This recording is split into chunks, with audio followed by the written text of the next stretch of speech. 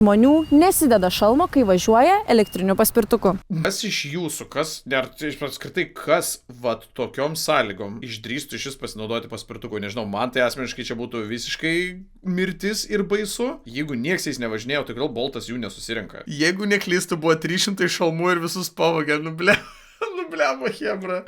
Jaunimas tai žinot, lekia kaip vėjas. Julius Sabatauskas užsimojo, kad visi gyventojai, kurie važiuoja su elektriniais paspirtukais, dviračiais ar kitomis mikrojudumo priemonėmis, privalo dėvėti šalmus. Esą taip žmonės išvengs rimtų traumų ir sužeidimų. Pataisų iniciatorius Julius Sabatauskas sako, kad verslai tokie kaip Bolt turėtų užtikrinti jų paslaugomis besinaudojančių klientų saugumą, nupirkti ir prie paspirtukų pritvirtinti šalmus. Bet sakėt, kad išvogė. Ir opozicija ir verslai kelia klausimą, ar daug žmonių norėtų dėvėti tą patį šalmą. Skaičiau, gal ir reikėtų tikrai, žinokit. Man patinka, kad klausia tokių žmonių, kurie tą paslaugą nesinaudos nei viską, niekada nesinaudoja, niekada nesinaudos.